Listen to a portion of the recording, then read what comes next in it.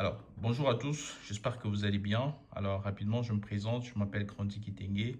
Je suis entrepreneur et ingénieur industriel en génie de procédés et en management des opérations. Alors, dans cette vidéo, nous allons apprendre le basique ou l'introduction à la macroéconomie. Alors, quand on parle de macroéconomie et de microéconomie, la microéconomie, c'est simplement les prises de décision d'une structure individuelle, tout ce qui s'est passe d'une manière individuelle auprès de particuliers, tandis que la macroéconomie, elle intervient un peu plus sous les sphères planétaires. Et la macroéconomie, elle fonctionne via quatre types d'agents qu'on appelle agents économiques qui sont juste ici dans mon écran. Vous avez le premier type d'agent qui est l'État, et puis vous avez le ménage, le reste du monde et les entreprises. Alors, ces quatre agents interviennent dans pratiquement tous les secteurs de production, vous allez rencontrer ces quatre types d'agents. Alors, ces agents ne travaillent pas seuls. Comment l'argent fonctionne? Comment l'argent arrive à marcher dans ces quatre agents? C'est ce que nous allons appeler en économie le circuit économique. Alors, pour ceux qui ont étudié les études électriques, vous avez appris des circuits électriques tels que les circuits en parallèle et les circuits en série. Et c'est la même chose qu'en économie, vous avez les circuits économiques. Alors, comment ces circuits fonctionnent? Vous avez le premier type de circuit qui passe de ménage aux entreprises via le marché de biens et de services. C'est quoi le marché de biens et de services? Le marché de biens et de services, c'est tout ce que les entreprises arrivent à fournir comme offre auprès de ménages. Vous voyez, ça peut être de la voiture, ça peut être voilà, un service tel que l'éducation, tout ça, c'est ce qu'on appelle le marché de biens et de services. Ces marchés de biens et de services quittent auprès des entreprises, alors qui le ménage les rachète via de l'argent, c'est ce qu'on appelle en économie voilà, le flux monétaire, comment la masse de circulation de la monnaie qui est en circulation dans un pays.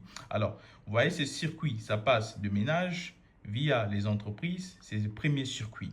Alors, vous avez maintenant la bonne question qu'on doit se poser, comment ces personnes arrivent à avoir de l'argent? Comment les ménages arrivent à avoir de l'argent pour payer des biens et des services? La réponse, c'est auprès d'un autre facteur qu'on appelle le marché des facteurs. Alors, dans le marché des facteurs, ces marchés-là, c'est lorsque vous travaillez, par exemple, dans une entreprise, l'entreprise vous paye.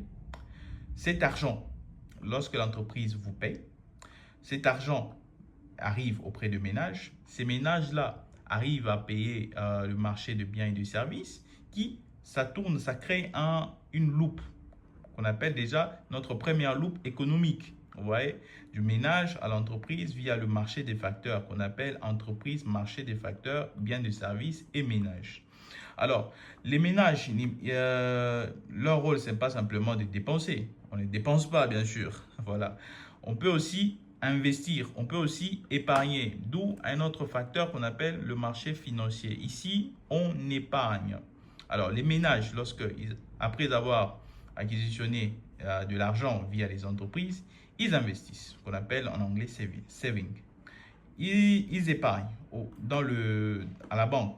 Ça peut être une banque, le marché financier. Alors, cette banque, son rôle, ce n'est pas simplement de garder votre argent. Alors, cette banque aussi, elle prête de l'argent aux entreprises. Elle prête de l'argent aux entreprises pour avoir des intérêts au retour.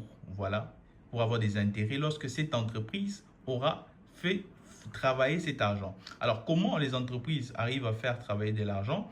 C'est en payant aussi des biens et des services auprès des autres entreprises. C'est ce qu'on appelle la relation entreprise to entreprise. En e-commerce, on appelle ça B2B, business to business. Lorsque les entreprises parviennent à s'échanger de biens et de services, cet argent rentre, ça crée ici, ça rentre. Alors, les entreprises ont des intérêts, ont des bénéfices. Ces bénéfices-là, ça rentre ils payent leurs travailleurs et c'est comme ça que les ménages ont de l'argent.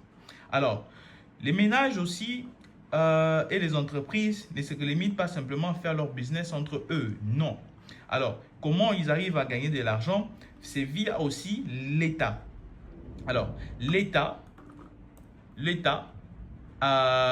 exige à ce qu'on lui paye des impôts parce que c'est sous son sol. L'État est roi. Il exige à ce qu'on puisse payer des impôts. Alors, les ménages, ils payent des impôts à l'État.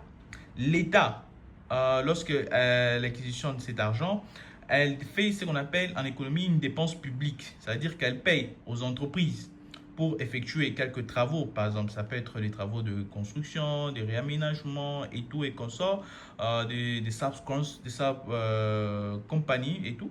Et ces entreprises fournissent à l'État un produit déjà fini.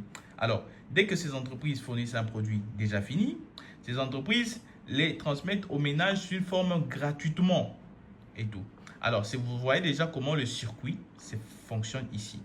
Alors, ce n'est pas, pas simplement ça et tout. Vous avez aussi le dernier circuit, ce qu'on appelle le circuit des importations. Alors, dans ce circuit d'importation et d'exportation qu'on va noter X pour exportation et M pour importation, c'est un circuit qui se passe dans un pays où le pays exporte un produit ou service dans un autre pays, ce qu'on appelle exportation.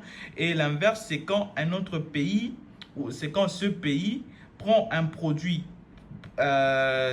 brut et service dans un autre pays, ce qu'on appelle importation, en échange d'une monnaie.